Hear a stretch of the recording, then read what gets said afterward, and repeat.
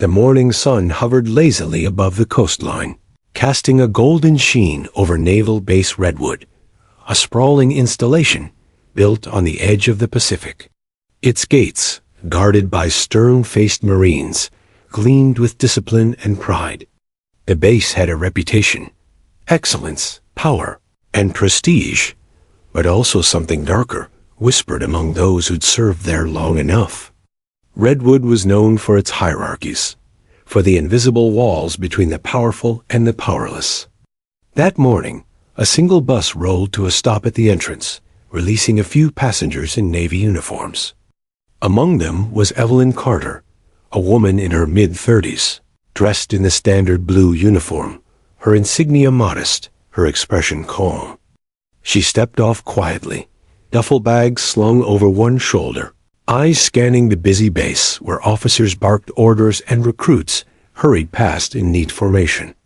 No one paid her much attention. "New admin?"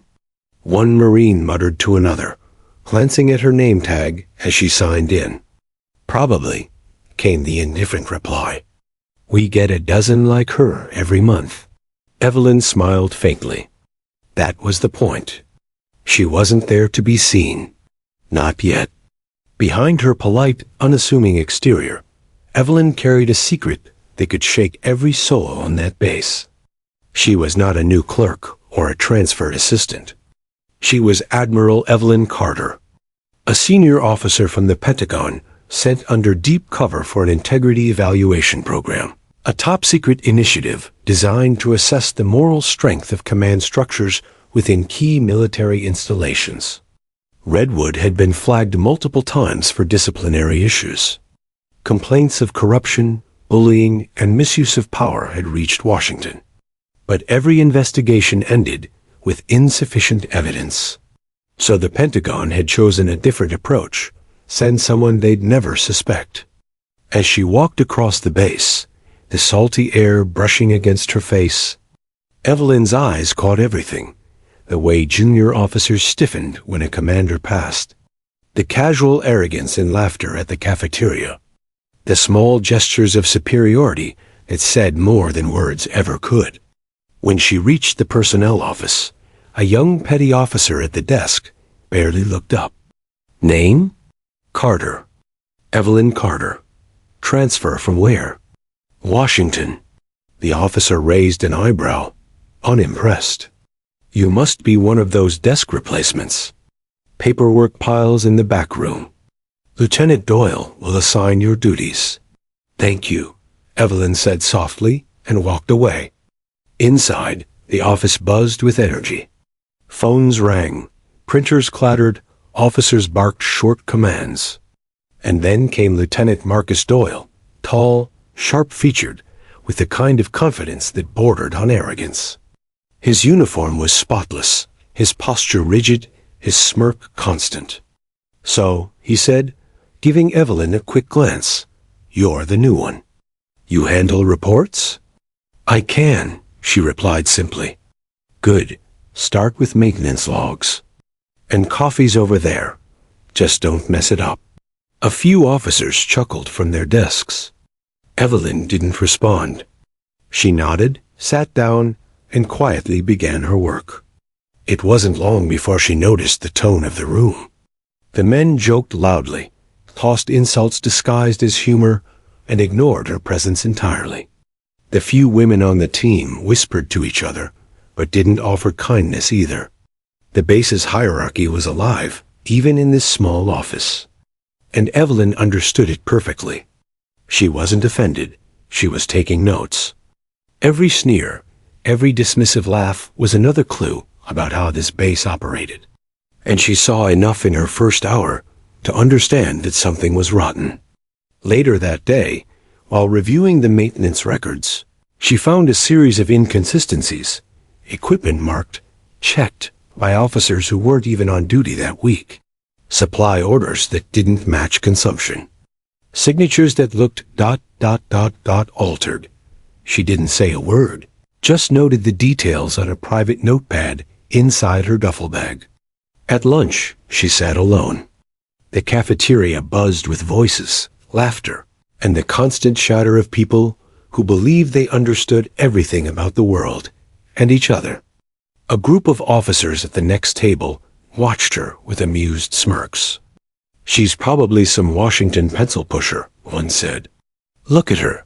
No edge, no presence. She'll be gone in a week." Evelyn stirred her coffee slowly, pretending not to hear. But she heard everything.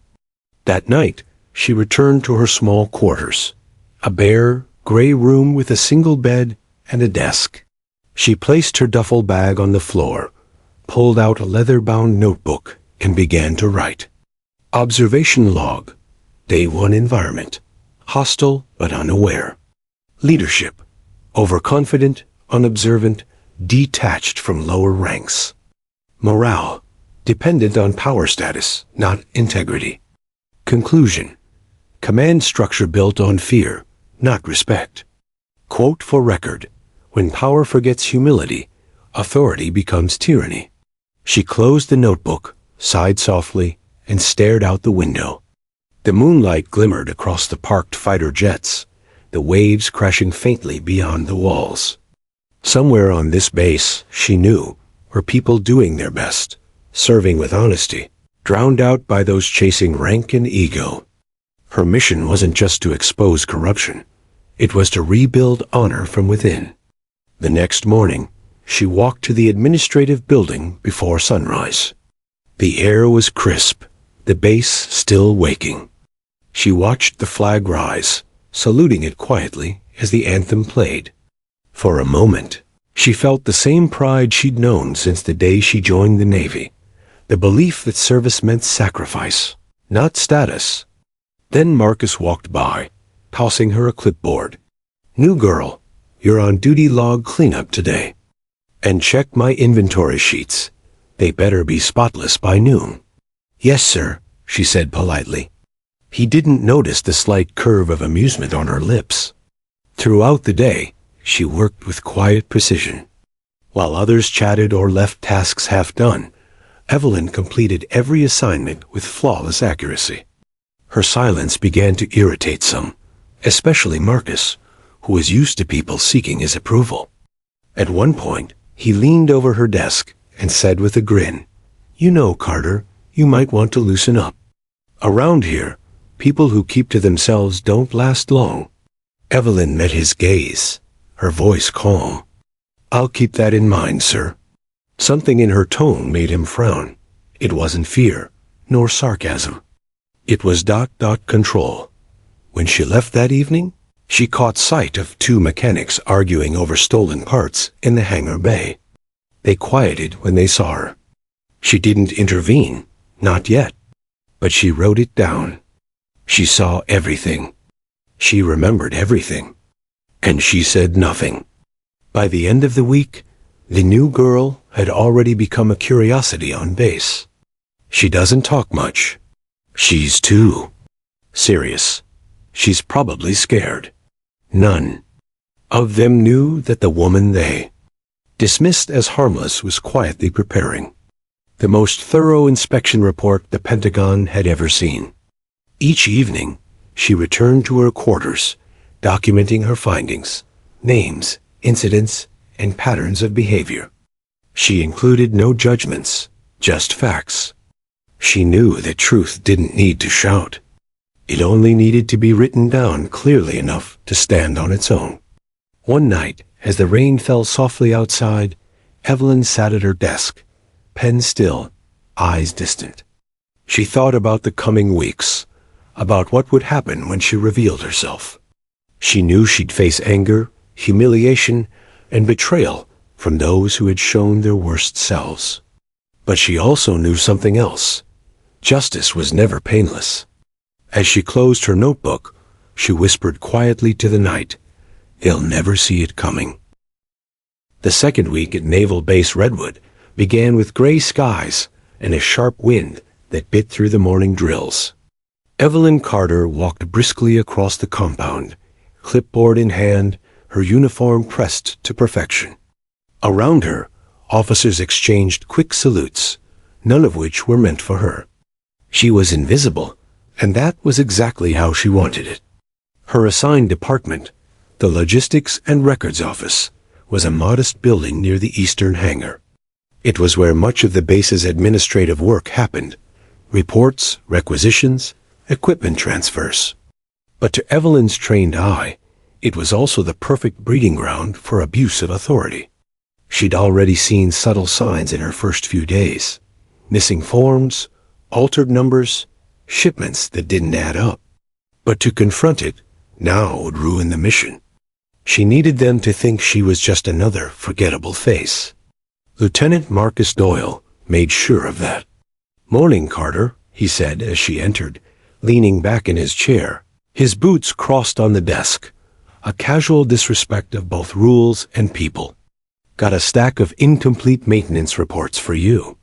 Some of these go back a month, maybe two. Think you can handle that?"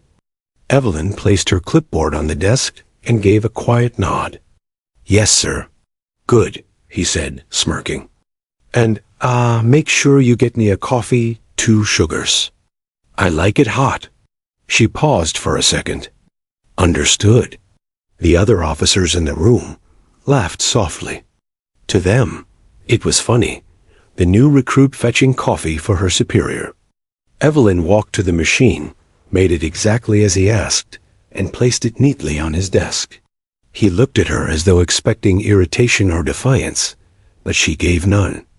Just calm professionalism. That irritated him more than any backtalk would have. Evelyn spent hours working through the neglected reports. She discovered patterns of falsification so obvious it was almost careless. Equipment signed off as repaired without inspection, supplies marked delivered but never received. She scanned through digital records, cross-checking them silently. Every inconsistency was another piece in her growing puzzle. At lunch, she sat in the corner of the mess hall, eating quietly. Around her, groups formed at every table, clusters of rank and personality.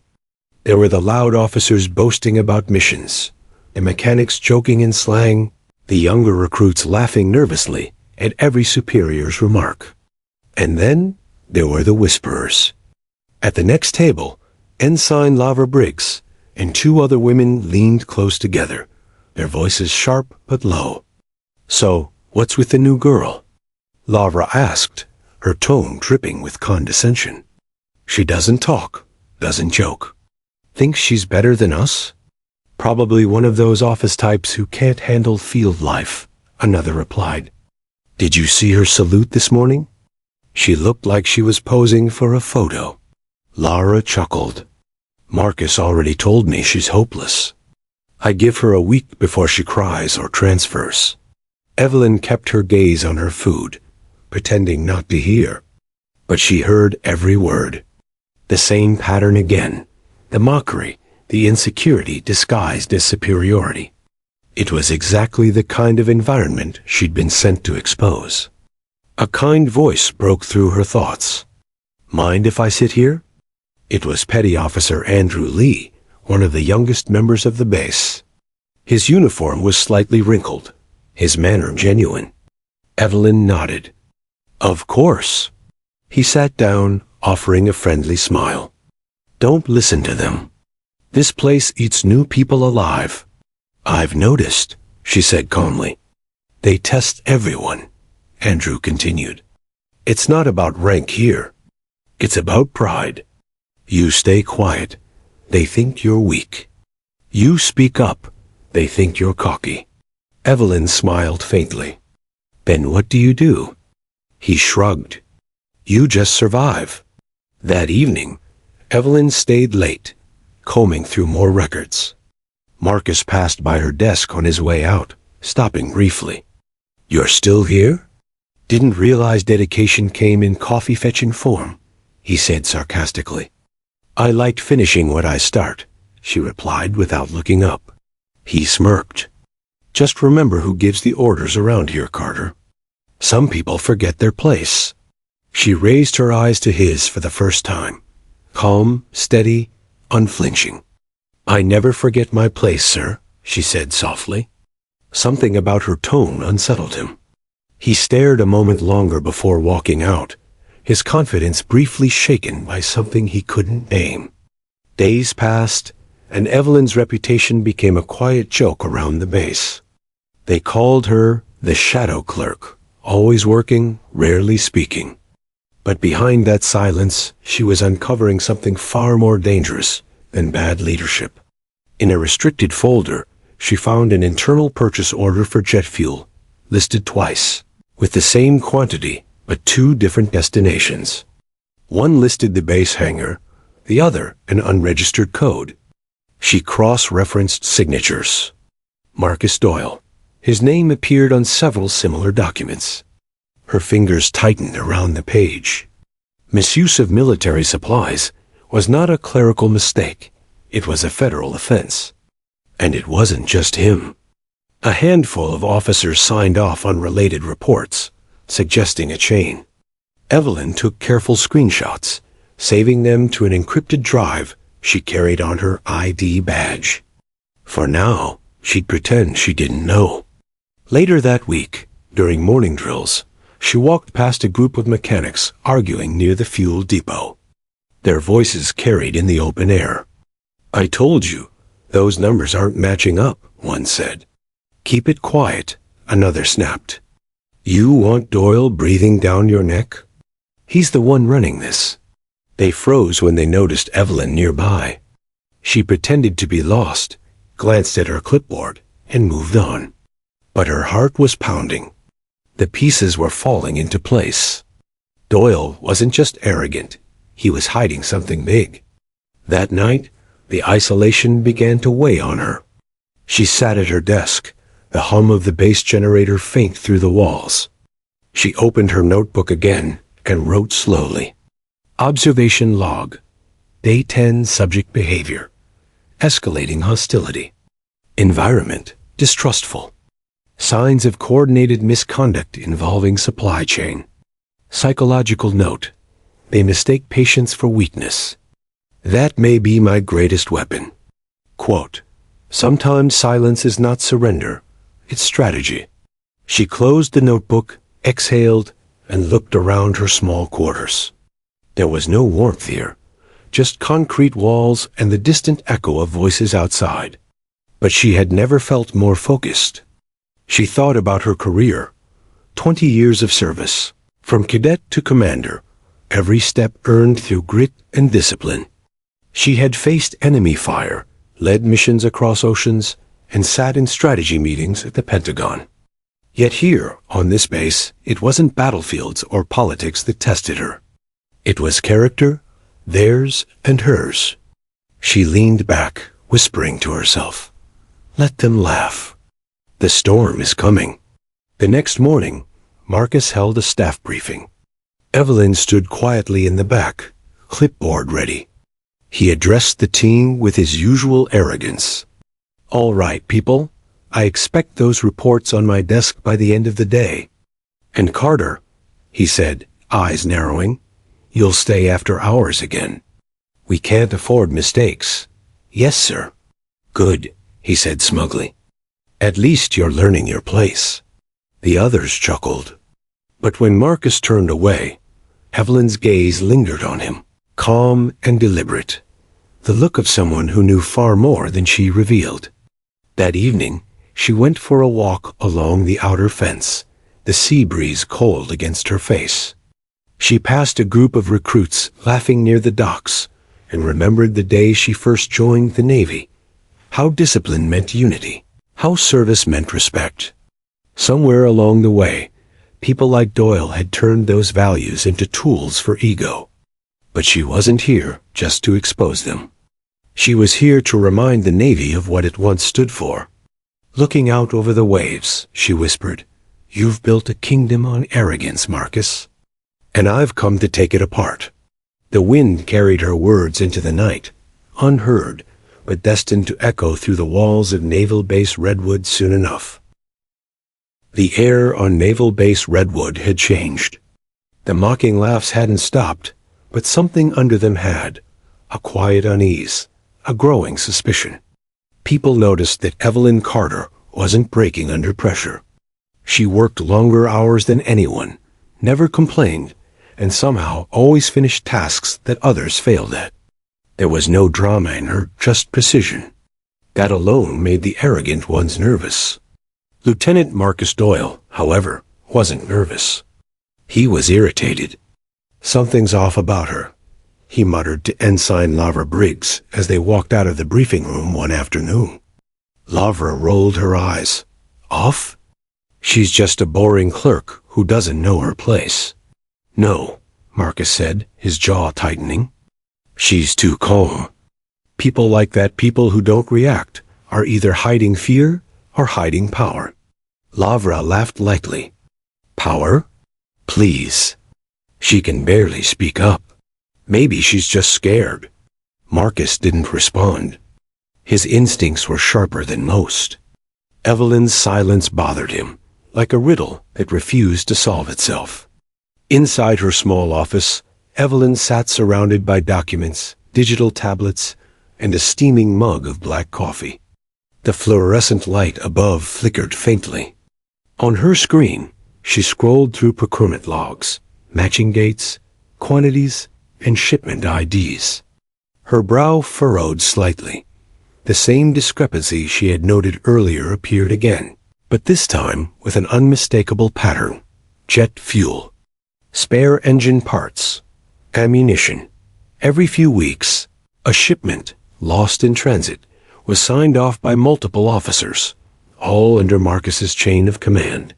When Evelyn cross-checked the cargo manifests, the equipment was never officially written off or returned. It had vanished, and no one had questioned it. She leaned back in her chair, the weight of realization settling on her shoulders. This wasn't just negligence. It was smuggling. Later that evening, she went down to the hangar under the pretext of checking the records for the incoming maintenance team. The space was mostly empty, except for the low hum of generators and the metallic smell of fuel. Two men stood near a crate, their voices low. She paused in the shadows, listening. "Shipments coming in tomorrow night. We load the extra drums before dawn. No logs, no questions," one said. "And Doyle's fine with this?" He signed off the paperwork himself. "As long as the numbers look clean, nobody asks." Evelyn's pulse quickened. She stayed hidden until they left, then walked over to the crate. The label read, "Property of Naval Command, restricted access." She took out her phone and snapped a few quiet photos. The markings on the containers didn't match the records she'd seen earlier. Proof. She slipped back into the night without a sound, heart steady, mind racing. The base was worse than she thought. Corruption wasn't just moral. It was operational. By the next morning, whispers had begun to spread. "She's asking too many questions. She was seen near the hangar last night. I think Doyle's going to deal with her soon." Marcus noticed how people avoided Evelyn's gaze in the cafeteria now. Fear had a way of spreading faster than rumors. But Evelyn kept her composure, eating quietly, taking notes on her tablet as if nothing had changed. When she returned to her desk, Marcus was waiting. "Carter," he said, leaning on the table beside her, "heard you were snooping around the hangar last night." Her eyes didn't flinch. "I was confirming an inventory discrepancy." He smirked. "Inventory discrepancies are my department. You just follow orders, understood?" "Yes, sir," she said evenly, meeting his eyes. "But if something's missing, it's everyone's problem, isn't it?" Marcus straightened slowly, his smirk fading for just a second. Then he said quietly, "Careful, Carter. Curiosity gets people transferred fast." He walked away, but Evelyn caught something in his tone. Not a threat of transfer, but a warning. He was worried. Good. That night, she returned to her quarters and recorded everything in her private log. Observation log. Day 15 subject. LT. Marcus Doyle behavior. Defensive when confronted indirectly. Indicates awareness of exposure. Additional findings. Possible illegal transfer of supplies. Conclusion. Corruption likely involves multiple officers. Emotional note. Patience is thinning across ranks. The mask is slipping. Quote, the louder they laugh, the closer they are to fear. She closed the notebook and stared at the small navy crest printed on its cover. She'd always believed in the system, in discipline, honor, and respect. But the system only worked when people inside it held those values. When they didn't, corruption spread like rust, quiet but relentless. And she was here to cut it out, completely. The following week, Evelyn attended the weekly operations meeting. It was her first time sitting in the same room as the senior staff, including the base commander. Captain Reeves, a tall man with gray hair and a reputation for being old school. Marcus stood beside him, flipping through a stack of reports. When Evelyn entered, the chatter dipped slightly. Ah, our new records clerk, Reeves said dismissively. Doyle tells me you've been quite thorough. Yes, sir, she replied calmly. Good. We need thorough people, he said, barely glancing at her. But don't waste your time chasing ghosts in paperwork. This base runs tight. Yes, sir, she said again, her tone unreadable. As she sat down, Marcus shot her a glance that said, You heard the boss. Back off. Evelyn simply opened her folder, revealing a neatly typed summary. Hidden among her papers was a microchip drive, recording every conversation in that room. If the chain of command was complicit, she needed evidence from the top. That night, Marcus gathered with Laura and a few others in the officers' lounge. The mood was tense. She's getting too close, Marcus muttered, staring into his drink. If she keeps digging, she'll find things she shouldn't. Lavra frowned. Then transfer her. Or make her quit. He shook his head. Transfers require Reeves' signature, and he's already asked why she's been working late. If I push too hard, it'll look suspicious. So what do? Marcus's lips tightened. We discredit her, quietly, make her look incompetent. When the report comes in, she'll look like a liability. They all agreed. The plan was set. The next morning, Evelyn arrived to find her desk in chaos. Papers misplaced, files corrupted, her computer wiped clean. Doyle wants to see you, an ensign said with a smirk. She walked calmly into his office. Marcus was waiting, arms crossed, expression feigning disappointment. Seems like you lost some pretty important data, he said. That's not a good look. The files were tampered with, she said plainly. Really? He leaned forward. Because I checked the access logs. You were the last one in that system. Evelyn didn't blink. Then perhaps the system was compromised by someone who knows how to erase their tracks. His smile faded. Watch yourself, Carter. You're not as clever as you think. She stepped closer, her voice lowering to a near whisper. I never said I was clever, sir, she replied. Just observant. Then she turned and walked out, leaving Marcus staring after her, unsettled once again by the calm in her defiance. That evening, Evelyn met quietly with Petty Officer Andrew Lee outside the supply building. Can I trust you? She asked. Andrew hesitated. Yes, ma'am.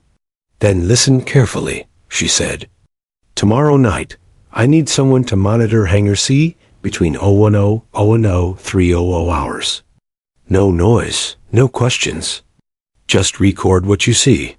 He swallowed hard. What's going on?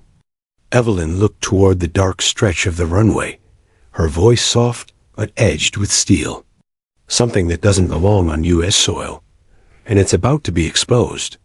Later that night, as she returned to her quarters, the corridor lights flickered. She paused at her door. Something felt wrong. Quietly, she reached for the small flashlight on her belt and pushed the door open. Her desk was untouched. Her bed neatly made. But her notebook was gone. She stood frozen for a second, then smiled faintly. They're getting desperate, she whispered. Her notebook wasn't the only place she kept records. Every log entry was duplicated and encrypted, sent daily to a secure Pentagon server under an alias. She had anticipated this move. And now, the game had truly begun. As midnight rolled over the base, Evelyn stood at her window, watching the searchlights sweep across the compound. The air was thick with tension, as if the walls themselves knew secrets were about to burst open. "They think they're hunting me," she murmured. "But they've already walked into their own trap." The morning sun rose over Naval Base Redwood with a deceptive calm.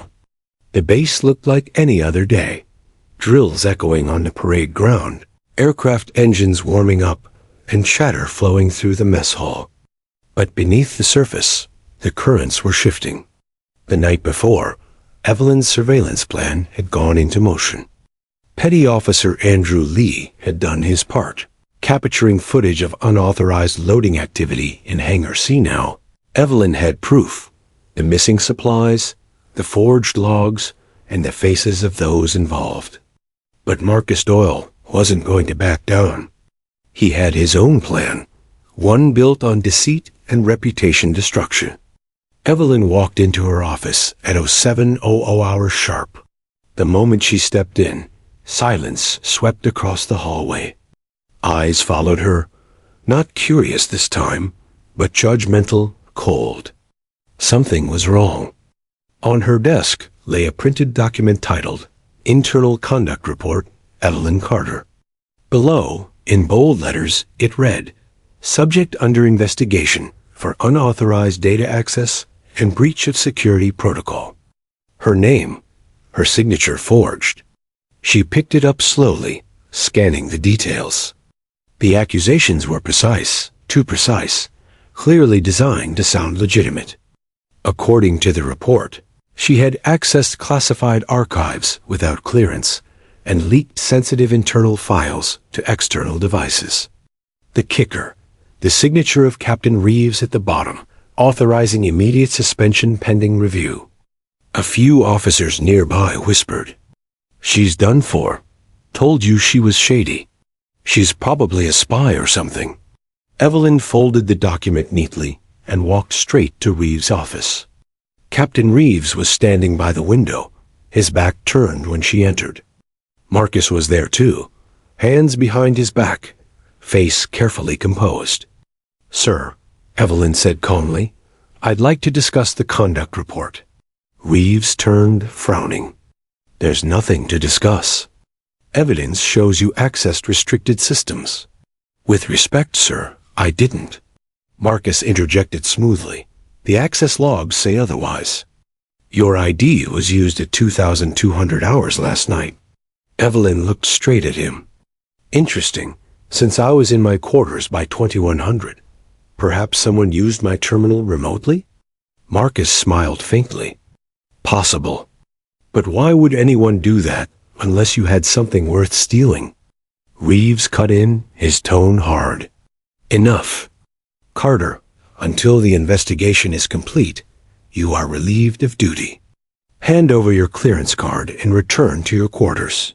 For a brief second, silence stretched between them. Evelyn met Reeves' eyes. The man didn't know he was being played. "As you wish, sir," she said quietly, placing her ID on his desk. "But I would advise locking your hangar doors tonight." Reeves frowned. "What does that mean?" Evelyn didn't answer. She turned and walked out, leaving both men in uneasy silence. The base buzzed with gossip by noon. Evelyn Carter, the quiet new girl, suspended under suspicion of espionage. It was the biggest scandal Redwood had seen in years. Marcus leaned into it, subtly feeding the narrative. "She was caught tampering with systems," he told one officer. "Probably trying to cover her tracks. You know the type." By evening, half the base believed it. The other half avoided Evelyn altogether. But Evelyn wasn't rattled. In her quarters, she sat cross-legged on the floor, her small laptop connected to a secure uplink. Andrew Lee's footage played across the screen. The video was grainy, but clear enough, 2 men loading unmarked containers into a supply truck. The timestamps matched the falsified manifests exactly. When she zoomed in, one face became unmistakable. Lieutenant Marcus Doyle. She leaned back, eyes sharp. "You buried me," she whispered. "Now I bury you." That night, the trap closed tighter. Marcus met Lara Briggs and 2 other officers near the motor pool. "Reeves is convinced she's guilty," he said. "She'll be off the base by tomorrow. We just need to make sure there's no trail." Lavra smirked. "What about the hangar?" "I've got it covered," Marcus said. "Everything will be moved out tonight. By morning, there'll be nothing left to trace." They didn't know Andrew Lee was watching from the shadows again, recording every word. The next morning, Captain Reeves received a message marked urgent in his inbox. It contained 3 files, all encrypted, all tagged anonymously. When he opened them, the blood drained from his face. There was Evelyn's computer access history, showing she had been logged off hours before the alleged breach. There was the hangar footage, showing Marcus and his men loading restricted cargo into unmarked vehicles. And finally, there was an audio recording, Marcus saying, "She'll be off the base by tomorrow." Reeves stood frozen. His first thought was disbelief. His second was rage. He slammed the intercom. "Get Lieutenant Doyle in my office now." Marcus arrived 15 minutes later, pretending calm but feeling a flicker of unease. Reeves was standing behind his desk, files spread before him. "Sir, sit down." Marcus hesitated, then obeyed. Reeves played the recording. Marcus's face drained of color. I don't know what this is," Reeves cut him off sharply. "Don't insult my intelligence. You framed a fellow officer, falsified reports, and smuggled federal property off a naval base. Do you realize what that means?" Marcus stammered. "Sir, I can explain." "Explain it to military justice," Reeves barked. "As of now, you're under arrest." The door opened. 2 MPs stepped in. Marcus's jaw clenched, but before they could grab him, he turned toward Reeves. "She's behind this," he hissed. "That woman, she's not who she says she is." Reeves glared at him. "You're right," he said coldly. "She isn't." Meanwhile, in her quarters, Evelyn packed her minimal belongings. She had known it would come to this moment, exposure. The investigation team would soon learn the truth. Within an hour, her door burst open. 2 officers stood there, along with Captain Reeves. "Carter," Reeves said, his tone markedly different, respectful, uncertain. "We need to talk." Evelyn set her bag down and faced him calmly. Reeves cleared his throat. "You've done a great service for the space, Admiral." The word hung in the air like thunder. Marcus, escorted by MPS behind them, froze mid-step as he heard it. His eyes widened. Evelyn turned slightly, looking at him. "Surprised?" she said softly. Marcus's voice cracked. What are you talking about?" Reeves stepped forward. "For the record, Admiral Evelyn Carter is a covert inspector assigned by Naval Command to investigate internal misconduct. Her identity was classified under Article 12 security protocol." Marcus's jaw went slack. He stumbled as the MPs cuffed him. "You set me up." Evelyn's voice was calm, almost gentle. "No, Lieutenant. You set yourself up. I just watched." The truth spread through the base faster than the rumors ever had. By evening, the entire crew knew the new girl. They had mocked, dismissed, and tried to destroy was their commanding admiral, a decorated officer tasked with cleaning the rot that had crept into their ranks. Those who had laughed now couldn't meet her eyes. Those who had helped her stood taller than ever. As the sun dipped behind the horizon, Evelyn stood at the balcony outside the command office, the ocean breeze brushing her face. Reeves joined her quietly. "You played it well," he said. "I didn't suspect a thing." "You weren't supposed to," she replied. "The corruption was deep. I needed them to believe I was nothing."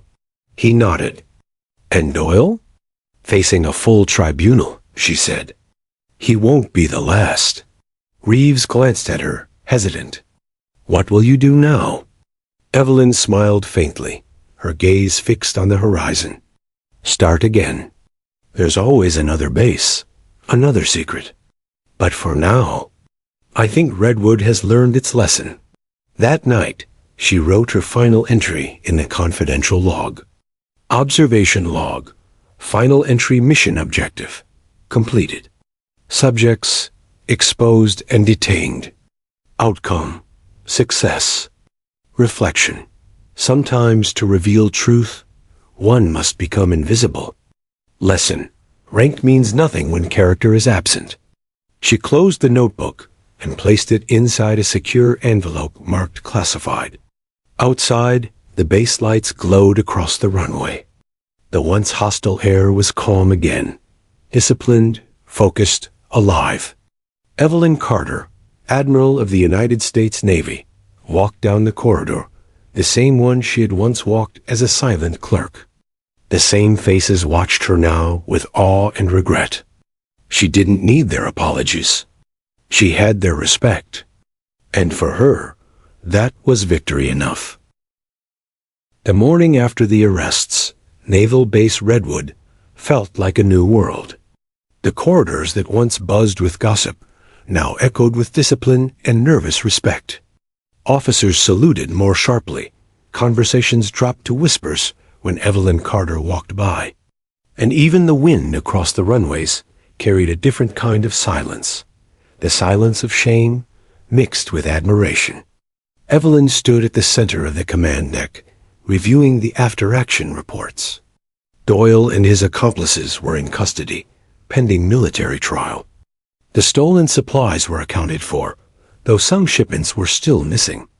The base's reputation had taken a blow, but operations were already returning to normal. She should have felt satisfaction. Instead, she felt the familiar weight of unfinished business pressing against her mind. Something still didn't fit. Captain Reeves entered the command deck, holding a tablet. "Admiral Carter," he said respectfully, "Naval Intelligence has confirmed Doyle wasn't working alone. Someone higher authorized those shipments. They want you to review the logs." Evelyn's eyes narrowed. "Higher? How high?" Reeves hesitated. "The orders trace back to Washington, Naval Logistics Division. A man named Vice Admiral Rourke." The name hit like a crack of thunder. Evelyn had known Rourke for years. A career officer, once a mentor, later a bureaucrat who'd climbed the chain faster than anyone. "Rourke?" she repeated slowly. "He signed off on illegal shipments?" Reeves nodded grimly. "That's what the records say. But if it's true, this goes far beyond Redwood." Evelyn turned toward the massive glass window overlooking the airstrip. Jets lined the horizon, gleaming in the morning sun. "It's never just one base," she murmured. "Corruption spreads upward. It always does." Later that afternoon, she walked through the base quietly, taking in what she had rebuilt. The same officers who once mocked her now straightened their uniforms when she passed. Even Lover Briggs, once Doyle's closest ally, avoided her gaze like a guilty child. Evelyn paused near the hangar, where Andrew Lee was supervising repairs. He looked up when he saw her, snapping to attention. "At ease, officer," she said with a faint smile. "You did well." "Thank you, ma'am," he said, his voice steady but humble. "I just followed orders." "That's what makes a good soldier," she replied. "Following the right ones." She was about to leave when he added quietly, "Mom, you should know." Before Doyle was arrested, he sent a message off base. Encrypted. Evelyn's expression hardened. "To whom?" "No trace, ma'am. But it left through the secure naval channel. Find out where it went, she said firmly. We may not be done here. By evening, the skies turned gray, rain sweeping across the airfield like a warning. Evelyn returned to her quarters, her mind running through timelines, chain of command authorizations, and Rourke's past. Years ago, she had served under him in the Atlantic Fleet. He'd been ambitious, charming, and always just a step away from controversy, but nothing ever stuck to him. If he was truly behind the smuggling network, it meant the Navy's internal corruption ran deeper than anyone wanted to admit. Her communicator buzzed, an incoming encrypted message. She tapped the screen, and Rourke's voice filled the room.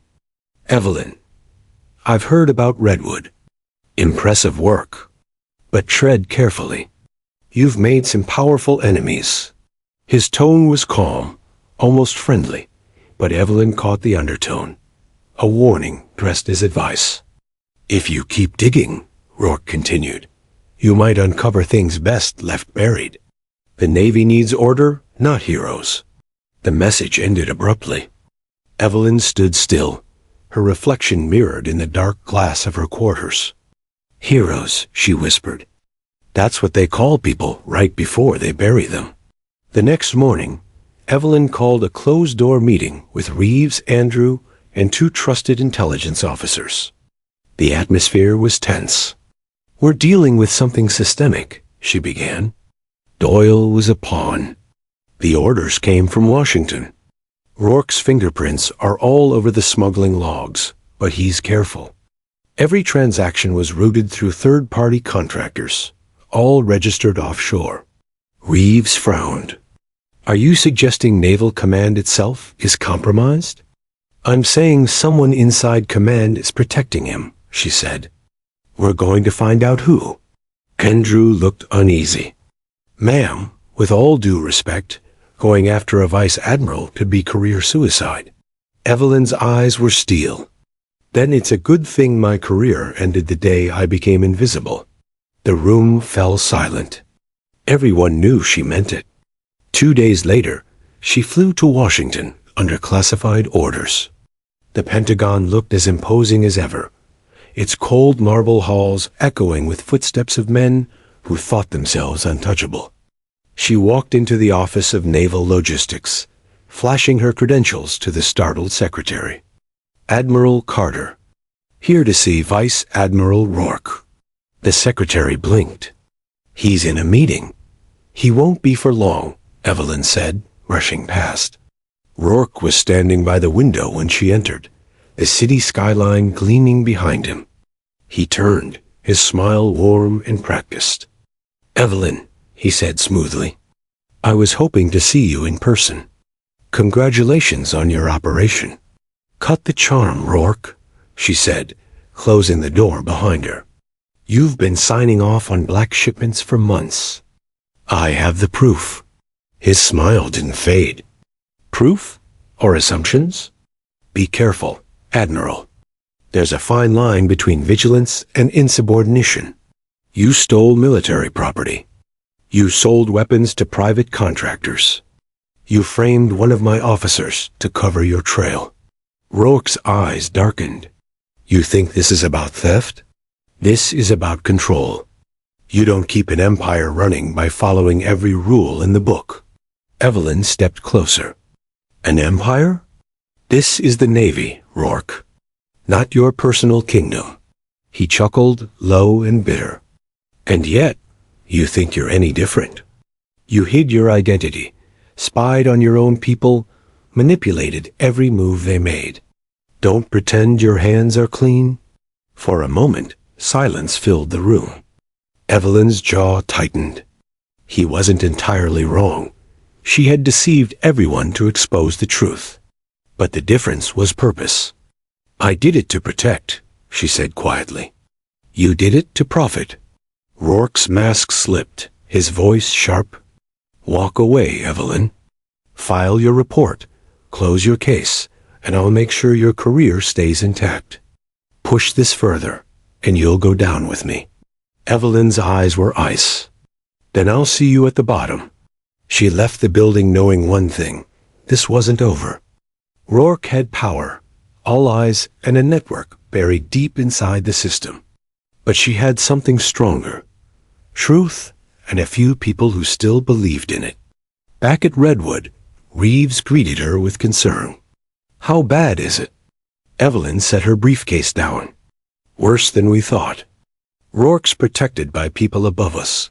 Maybe politicians, maybe defense contractors. We'll need to go off-grid." "Off-grid?"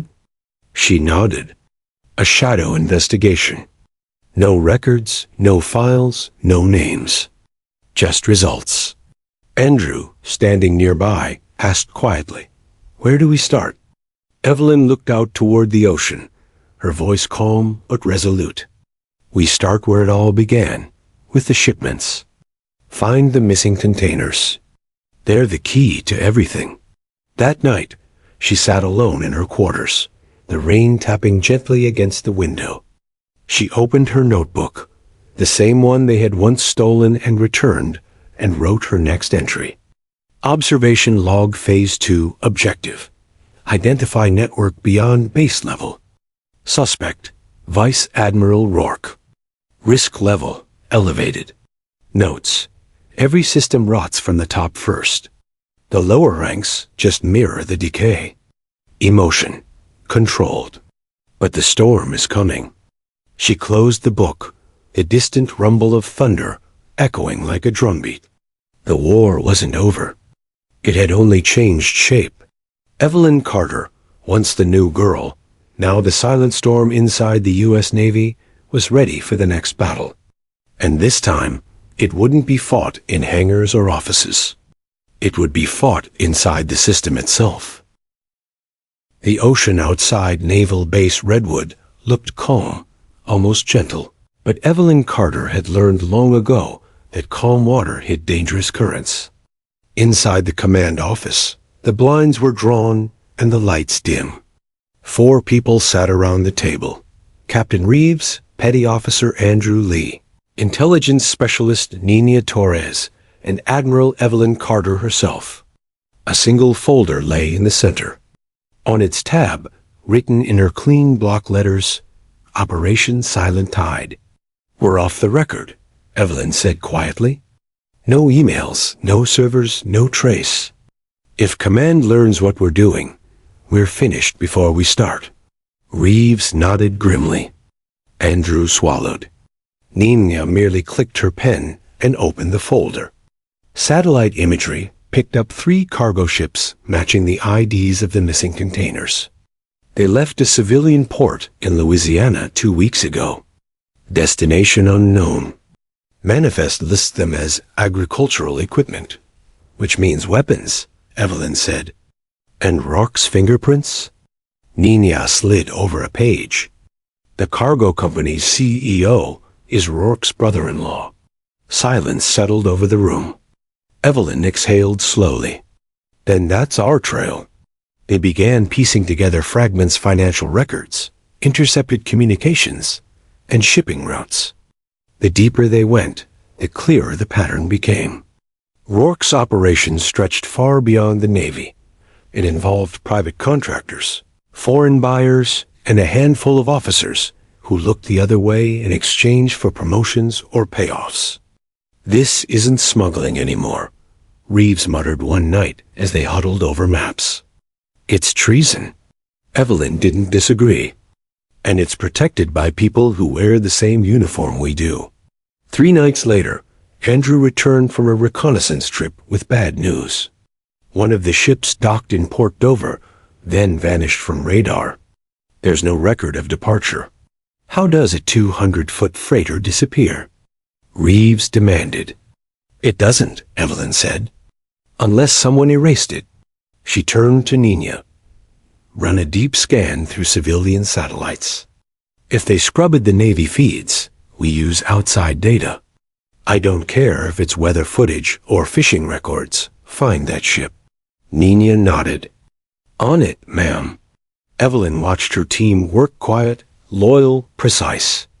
None of them had signed up for this kind of mission, yet none had walked away. It gave her a rare flicker of pride. That flicker faded the next morning when she received a coded message on her personal line. Unauthorized investigation detected. Terminate immediately. Naval Oversight Board. Reeves read it over her shoulder. They know. Evelyn's mind raced. Only a handful of people could have leaked word of Operation Silent Tide, and all of them were sitting within command headquarters. They're closing ranks, she said. If they can't discredit us, they'll bury us in bureaucracy. Or worse, Reeves added darkly. Evelyn straightened. Then we move faster. 2 days later, the team flew to New Orleans under civilian cover. The humid air smelled of diesel and salt. From a rented warehouse near the docks, they watched cranes moving containers under floodlights. Most bore company logos, but a few were plain gray, unmarked. That's them, Andrew whispered through binoculars. No serial numbers. Evelyn's voice was low. Nina, record everything. They filmed for hours, catching workers loading crates onto trucks that headed inland under escort. When Evelyn zoomed in, she caught the license plate of one vehicle. Running it through a database later, they found it registered to a logistics firm, contracted by the Department of Defense itself. Reeves rubbed a hand over his face. They're using government transport to move stolen weapons. How do we even fight that? Evelyn's reply was steady. By proving it beyond denial. That night, someone tried to silence them. A black SUV tailed their vehicle on the dark stretch outside the city. When Evelyn slowed, it slowed. When she turned, it followed. Finally, it surged forward, ramming their rear bumper. The car jolted. Andrew swore, gripping the wheel. Hold steady. Evelyn shouted. She leaned out the window, just long enough to glimpse the driver no license plate, tinted glass, professional precision. Reeves reached for the emergency flares, snapping one alight and tossing it onto the road behind them. The flare burst in brilliant red light, forcing the SUV to swerve. Tires screeched. The vehicle spun out, crashed into a ditch, and burst into flames. No one spoke for several seconds. The only sound was Andrew's ragged breathing. Ma'am, he said finally, that wasn't random. No, Evelyn agreed, eyes cold. That was a warning. Back at the warehouse, they reviewed their footage. Nina uploaded copies to multiple encrypted drives. Whoever they are, she said, they're scared enough to attack us openly. Evelyn looked at the burning image frozen on the video screen, the unmarked containers disappearing into darkness. Good, she said quietly. Fear means they're losing control. 2 days later, Evelyn returned alone to Washington. She walked the marble corridors again, but this time every shadow felt hostile. She requested a private meeting with the Secretary of the Navy, an old statesman named Harold Mills, known for his integrity. When she entered his office, Mills rose immediately. Admiral Carter, you've stirred quite the storm. I didn't stir it, she replied. I just refused to pretend it wasn't there. Mills studied her for a long moment. You're accusing a vice admiral and half of logistics of high-level corruption. Do you have proof that will survive political fire? She placed the drive on his desk. Everything you need. Shipping logs, financial routes, video evidence. But you need to act before they destroy it all. Mills sighed. You realize this could fracture the Navy's reputation. It's already fractured, Evelyn said. I'm just showing the cracks. He looked at the drive, then at her. Give me 48 hours. If you don't hear from me by then, assume the worst. Back at Redwood, the waiting was agony. 48 hours came and went. No message. No signal. Mills had vanished from communication. Either they shut him down, Reeves said grimly, or he's hiding. Evelyn didn't hesitate. Prepare contingency. We release the data ourselves. Andrew looked alarmed. To the media? No, Evelyn said. To the public, but controlled. The Navy must see this before the world does. Loyalty doesn't mean silence. She typed commands into her console. Encrypting files under a secure broadcast, key known only to her and one trusted ally inside the defense network, a coder she'd once mentored. Within minutes, fragments of the truth began spreading through internal Navy channels, manifest logs, surveillance stills, transaction receipts. Each file authenticated itself with time-stamped digital seals. By dawn, the story had exploded inside the ranks. Officers across the country were forwarding the data, questioning superiors, demanding accountability.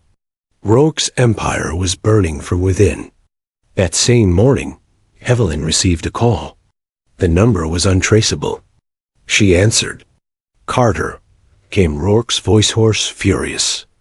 Do you have any idea what you've done? Yes, she said calmly. I've given the Navy back to those who deserve it. You think you've won? He spat.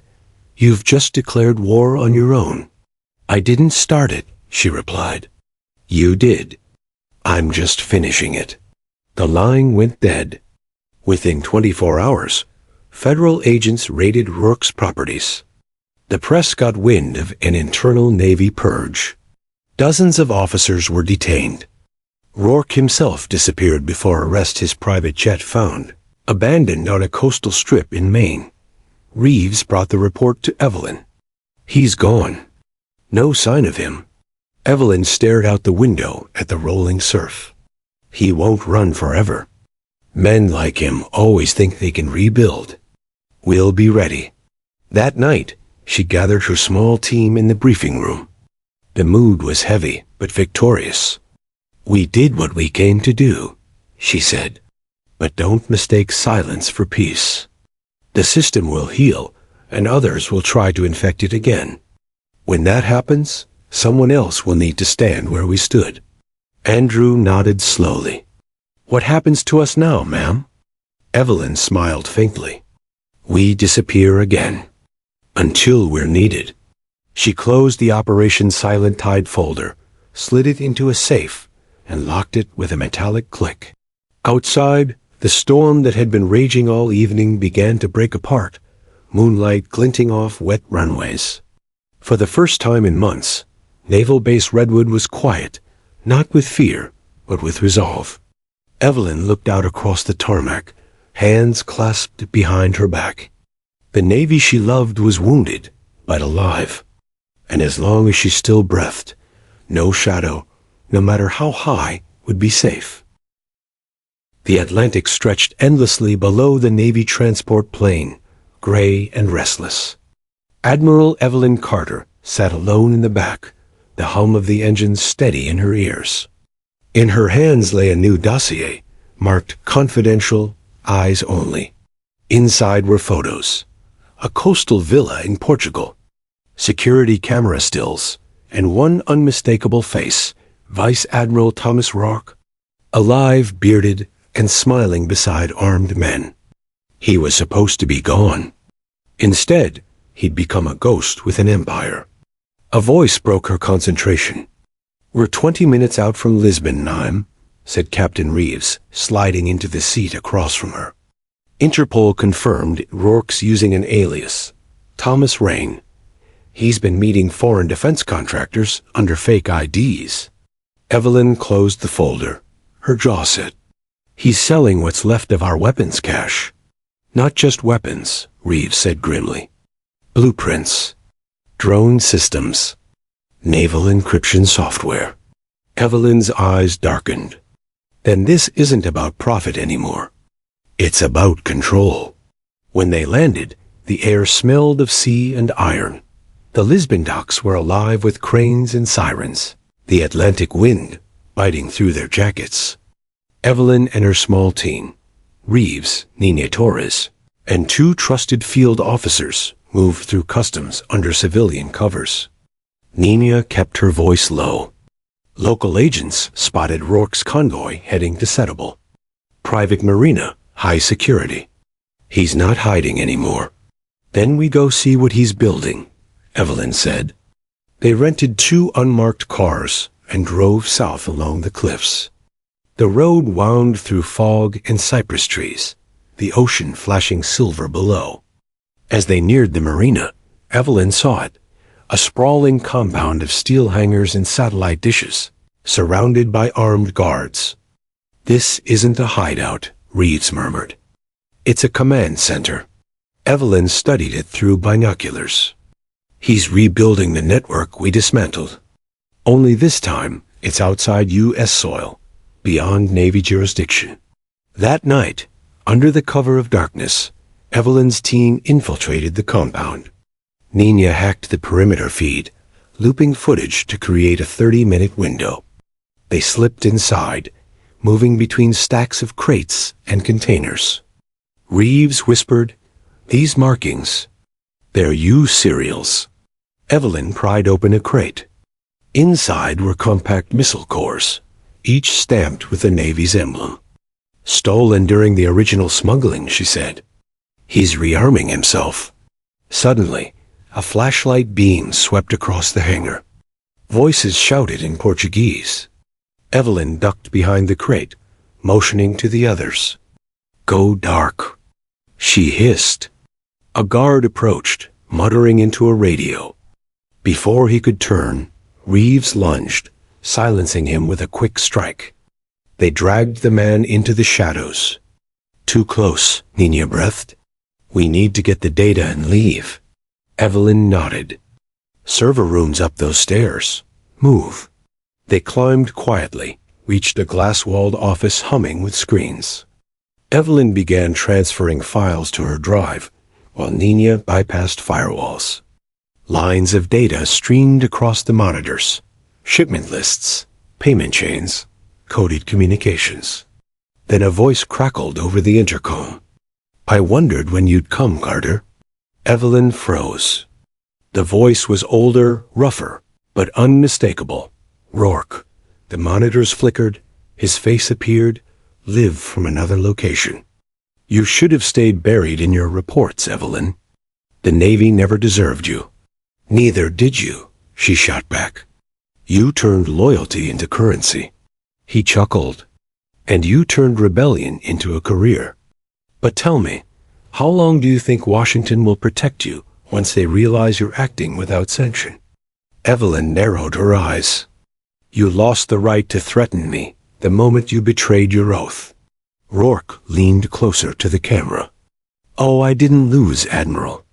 I just changed the battlefield." The feed cut out. Sirens blared across the compound. Security locked down. Nina shouted. He triggered the alarm remotely. "Out now," Evelyn commanded. They sprinted down the metal stairs as floodlights snapped on. Armed guards poured into the hangar.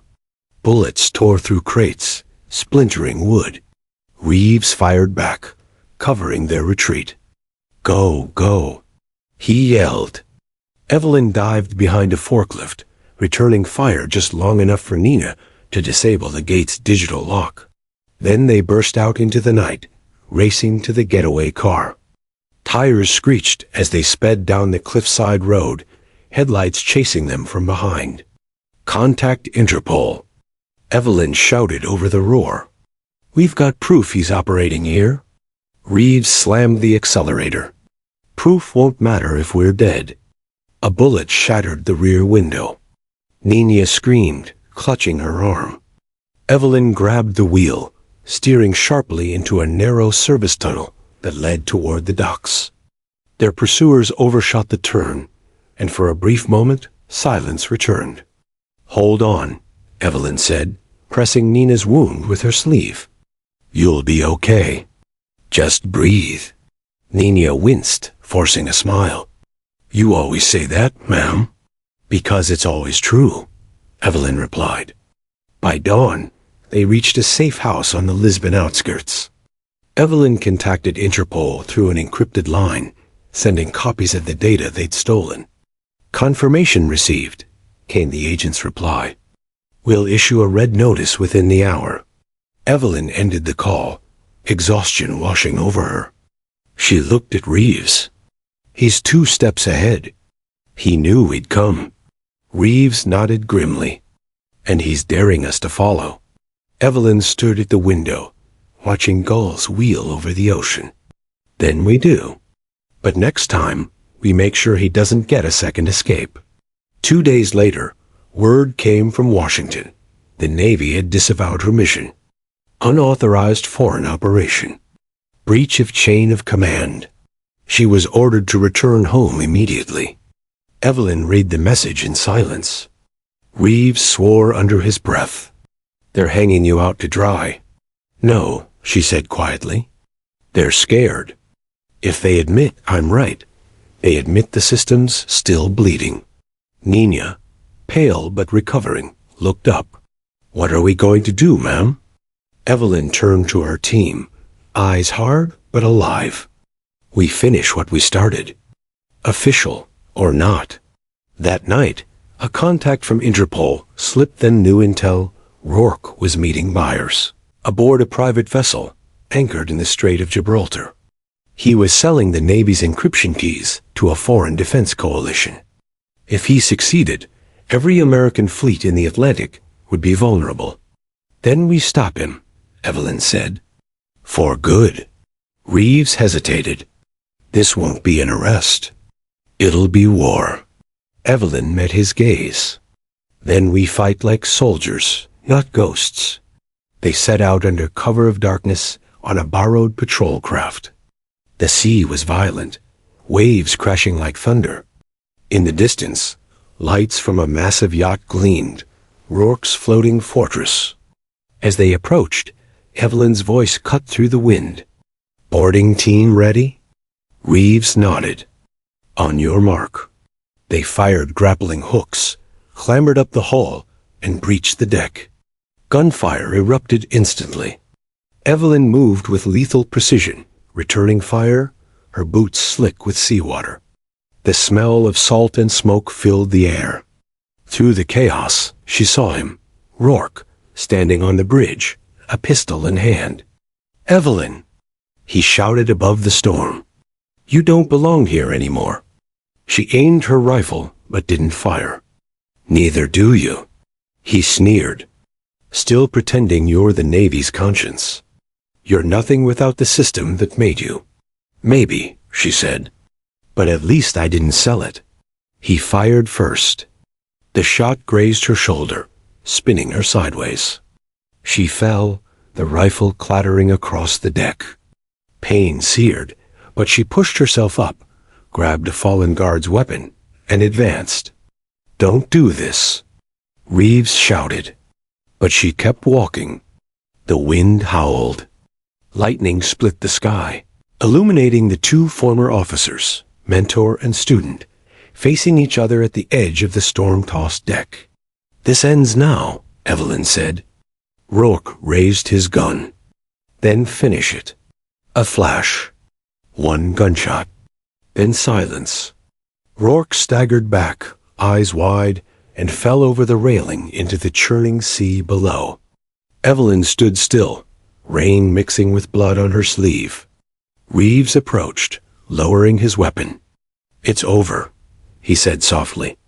Evelyn looked at the waves swallowing the man who'd once ruled the Navy with fear. No, she murmured. It's never over. Not really. They transmitted the final data to Interpol before dawn. By morning, international headlines screamed of a rogue admiral exposed in global weapons scandal. Evelyn's name was omitted. Officially, she didn't exist on that mission. But among those who served, whispers spread. The new girl they'd mocked had become the storm that saved them. The sea was quiet again. It had been 2 weeks since the confrontation in the Strait of Gibraltar. The wreckage of Rourke's ship had long sunk beneath the waves, taking with it the last traces of his empire. For most of the world, the story ended there, an unnamed Navy operation stopping an international weapons ring. But for Admiral Evelyn Carter, it was far from over. She stood before the Naval Tribunal in Washington, D.C., her uniform crisp, metals gleaming in the harsh fluorescent light. Rows of senior officers filled the courtroom. At the center sat 3 admirals, judges in all but name, and behind them, the flag of the United States Navy.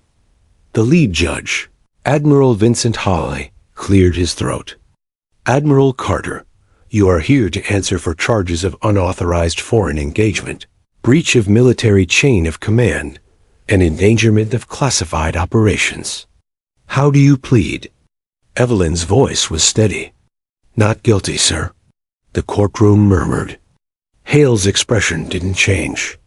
"You led an unsanctioned mission on foreign soil, engaged hostile forces without approval, and caused international controversy. I also dismantled the treason network that had infiltrated this Navy for years," she replied. Hale's eyes flickered, not with anger, but something closer to respect. "Perhaps. But that isn't the question before us." Evelyn met his gaze. "Then maybe it should be." The hearing stretched for hours. Prosecutors presented intercepted communications, reports of her operation in Lisbon, and footage from the firefight at sea. Evelyn said little, only answering when necessary, always calm, always composed. Her team sat in the audience. Reeves watched every word like a hawk. Nina's arm was still in a sling, but her eyes burned with quiet loyalty. Finally, Admiral Hawley leaned forward. "Tell me, Admiral Carter, why did you do it?" Evelyn hesitated for the first time. The silence in the room felt endless. "Because I had to," she said softly. "Because I swore an oath to defend this Navy, not just from enemies abroad, but from those who rot it from within. I acted when the system refused to." A ripple moved through the room. One junior officer, barely 20, straightened in his chair as if inspired. Hawley noticed. Evelyn continued. "We wear the same uniform, but not all of us serve the same cause. Some wear it for power, some for comfort. I wear it for the people who still believe it means something." When the session adjourned for deliberation, she stepped outside onto the steps of the Navy headquarters. The sky above Washington was a pale gray, the kind that promised rain. Reeves joined her, hands in his pockets. "They're split," he said. "Some want to court-martial you. Others think you're a hero." "I'm neither," she replied quietly. "I'm just tired." Reeves gave a faint smile. "Tired or not, you changed things. Everyone on base knows what you did." Evelyn looked toward the Capitol dome in the distance. "Maybe, but real change doesn't come from heroes. It comes from people who keep fighting when no one's watching." That night, she returned to her quarters at Naval Base Redwood for what might be the last time. The corridors felt emptier, quieter. Every footstep echoed like a memory. In her office, the folder labeled Operation Silent Tide still sat locked in the safe.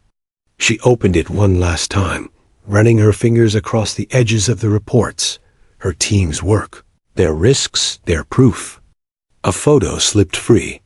It was from her first day on the base, taken when she'd arrived as the new girl. She remembered the whispers, the condescension, the tests they'd put her through. They never knew who she really was then, and when they did, they still underestimated her. She smiled faintly. Not anymore. The next morning, the verdict came. The tribunal reconvened, the air thick with tension. Admiral Hawley read from a sealed document. After review of evidence and testimony, the board finds that Admiral Evelyn Carter did act outside authorized protocol. However, her actions directly prevented a major breach of national security and exposed systemic corruption within naval logistics. Therefore, he paused, glancing up at her. All criminal charges are dismissed. Admiral Carter is hereby honorably retired from active service, effective immediately. A murmur swept through the room. Evelyn didn't move. Hawley stood, stepping closer. "You broke the rules, Admiral." But you did it to protect the soul of this institution. Sometimes that's the hardest order to follow. Evelyn nodded slowly. Permission to speak freely, sir? Granted. She looked around the room, at the officers, the cadets, the faces that represented both the best and worst of the Navy. Don't forget what we stand for, she said. The uniform isn't armor. It's a promise. Keep it honest, or one day, someone like me will have to come clean up again. Hale's lips twitched into the faintest of smiles. Dismissed, Admiral. When she stepped outside, Reeves was waiting with Nina. The young specialist saluted. They can take your title, ma'am, she said, but not what you did. Evelyn returned the salute. Titles fade, actions don't. Reeves handed her an envelope. Orders from command. You've got full clearance to relocate anywhere you want. Think of it as their way of saying thank you. Without admitting it, Evelyn raised an eyebrow. Where would I even go? He smiled. Anywhere there's an ocean. Months passed. News of the Rourke affair faded from headlines, replaced by new crises, new heroes. Inside the Navy, quiet reforms began, stricter oversight, new ethics boards, digital transparency measures. Few knew who had sparked it all, but whispers persisted, the Admiral who fought her own. Meanwhile, on a remote coast in Maine, Evelyn Carter lived simply. A small house near the water, a modest dock, a boat she repaired with her own hands. Every morning, she walked the beach, coffee in hand, the sea breeze sharp and clean. Some days, she'd receive a coded message, a ping from Reeves or Nina. Updates, small victories, reminders that the world she'd saved was still moving forward. She never replied, but she always smiled. One evening, as the sun dipped below the horizon, a shadow approached her dock. It was a young woman in Navy fatigues, crisp and new. She stopped at the edge of the pier and saluted. Admiral Carter? Evelyn looked up. Not anymore. Just Evelyn. The woman hesitated. I was told you don't take visitors. But I needed to thank you. You don't know me, but I joined because of you. My brother served under Rourke. He said you saved lives, even if the Navy won't say it out loud. Evelyn studied her, young, proud, a spark in her eyes that reminded her of herself years ago. She nodded toward the sea. Then make it count. Don't serve the people in charge. Serve the people who believe in what's right. The young officer smiled. Yes, ma'am. As she walked away, Evelyn looked back at the waves, endless, patient, always moving. The horizon glowed with the last light of day. For the first time in years, she felt at peace. That night, a storm rolled in from the Atlantic, rain pounding against the windows. Evelyn stood by the glass, watching lightning flash over the sea. On her table sat her old Navy insignia, still gleaming faintly. She picked it up, turning it over in her hand. A small smile crossed her lips. They moved against the new girl, she whispered to the empty room, and they never saw her coming. She set the insignia down, the storm roaring outside, not as a threat, but as a song. Because Evelyn Carter had been many things: officer, survivor, leader, rebel, but above all, she had been the storm that cleaned the ocean she loved. And though the Navy might forget her name, the waves never would.